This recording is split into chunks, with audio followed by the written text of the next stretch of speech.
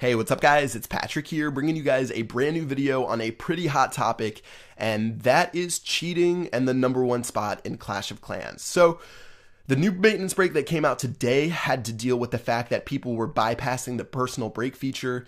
If you guys looked at the #1 player, he hadn't moved in trophies for almost, I think, 3 weeks, at least over 2 weeks, but he hadn't attacked, he hadn't been attacked.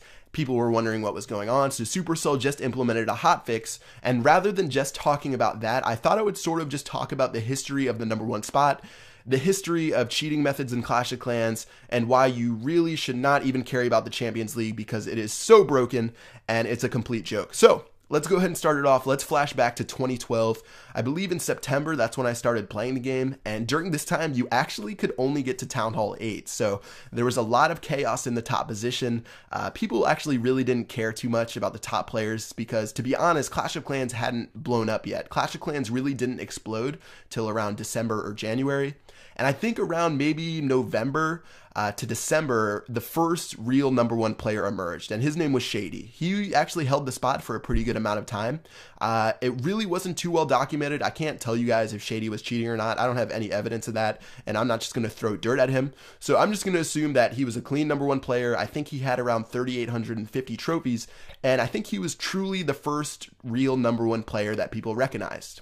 All right, so in January, I believe, of 2013, George Yao came and took the throne. Clash of Clans actually did a post about how he hit 4,000 trophies. And this is when the sort of cheating, I guess, cheap shield thing sort of started to arise. And let's just go ahead and start talking about cheap shielding.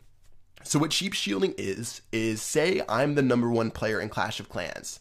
I'm going to have a deal with my clan as well as with other clans to where if people attack me, all they're going to do is take 40%, they're going to intentionally lose, and I'm going to get a free 12-hour shield, as well as I'm not going to lose any trophies. So people may or may not leave their clan while they do this. I know George Yao consistently moved clans to join his Twitter clan. There was like a ton of other clans that they joined, but in this, they were masking the fact that they were leaving clans to get their own clanmates to attack them and give them cheap shields. In fact, George Yao admitted that he played over 5 accounts at a single time, 5 high-level accounts, and all he would do is sit in the #1 spot, have his iPad on his left, his iPad on his right. He would attack himself from one of his own accounts, give himself a free shield, and at that point, he could never be touched at the top. So let's go ahead and do an analogy, because everyone loves analogies, but I'm going to say the #1 spot is like a never-ending marathon. Let's say George Yao is in first place. You've been training extremely hard to reach him. You've worked up your way through the Champions League, aka through the race. You're working really hard. You're spending gems, aka training harder. And by the time you get to that top 5 spot, you see George Yao and he's right there. But for some reason, there's an invisible wall behind him. You can never pass him. You have no chance of passing him no matter how hard you try. No matter how much you want to pass him, you will never pass him because he has this invisible shield. Either attacking himself to give him this invisible shield or his clanmates attacking him to give him this invisible shield. Pretty much, it is impossible for you to ever get the #1 spot, and that's it.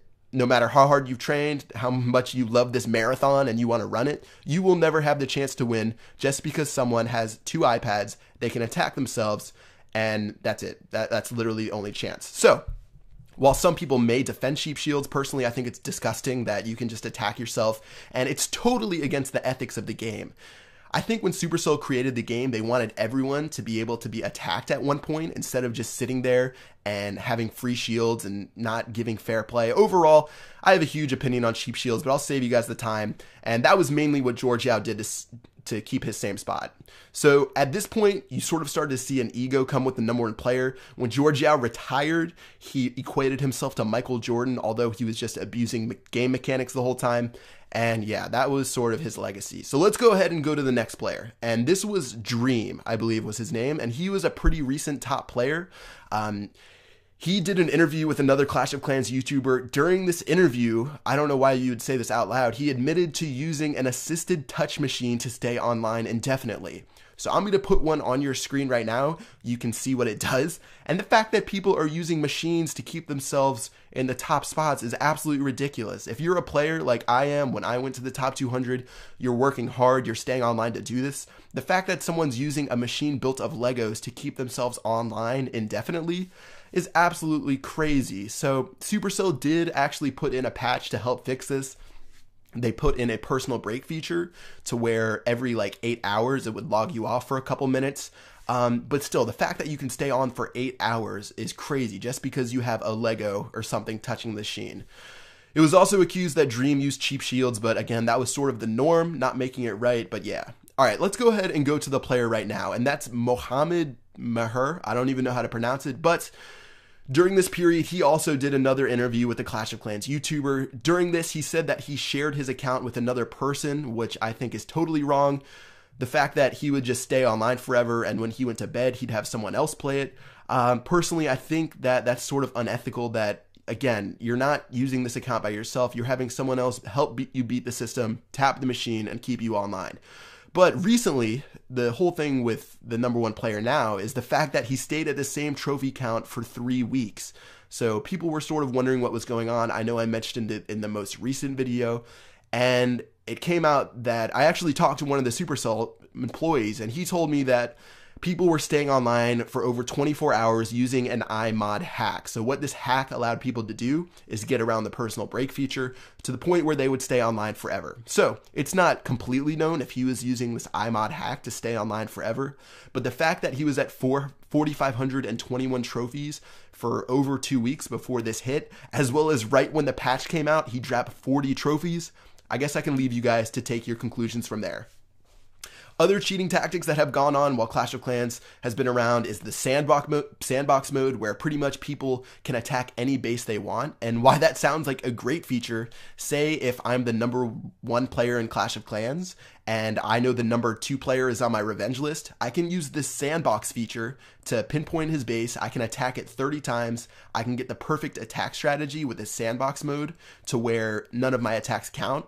And then when I attack him, when it actually counts for trophies, I'm going to absolutely destroy his pace. And top players have said that they use this mode all the time, as well as there's plenty of other iMod hacks. Personally, I have never looked at the list. I don't condone cheating, but yeah, cheating is very, very rampant. So I guess the only question I have would be why? Why do people spend $10,000 on this game? Why do people cheat in this game just to have this one little #1 spot, to have these little pixelated trophies? I guess coming from me, that might be weird because I make Clash of Clans videos. You guys can call me a loser if you want, but I have a good time because I help people out and I give people tips and tricks and I build a community. But these people, they're literally just cheating and wasting all this time for a #1 spot in a video game that doesn't even matter. I just don't understand it. I don't understand why people just can't play fairly, play by the rules, because I feel like they'd feel a lot better about themselves if they don't have to be grimy and work just to get this #1 spot by cheating. But anyways, something that someone very wise told me is don't bring up a problem if you don't have any fixes to it. So I thought I would throw some fixes to the end of this video to help improve the Champions League. Personally, I'm not the smartest guy. I don't have the best ideas when it comes to fixing stuff, but there are plenty of brilliant minds on the forums and plenty of people who have made great ideas to the Champions League that haven't gone fixed.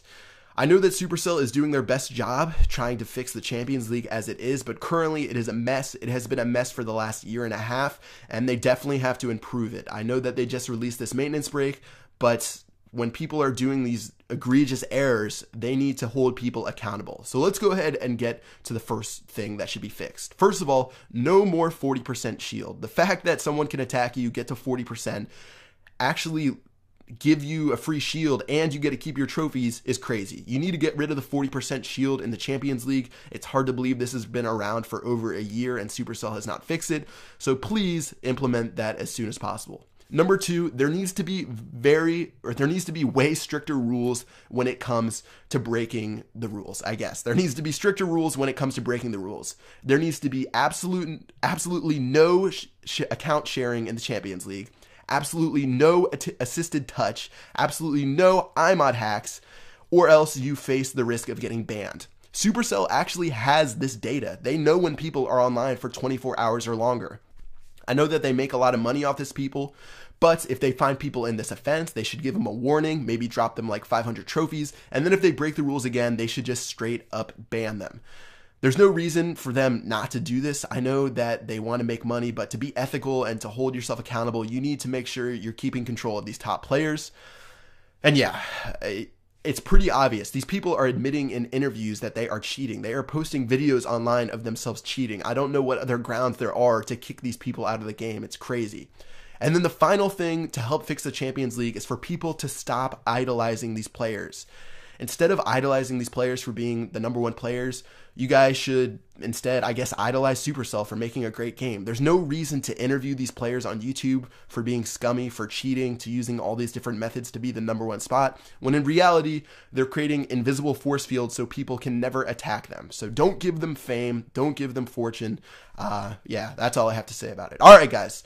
That's going to wrap it up for this video. I hope you enjoyed this rant. We're going on about 11 minutes. If you guys have any opinions on them, feel free to drop them in the comment section below. I'm sure some people won't agree. Some people will agree. But yeah, that's going to do it. I hope you enjoyed it. See you later. Peace.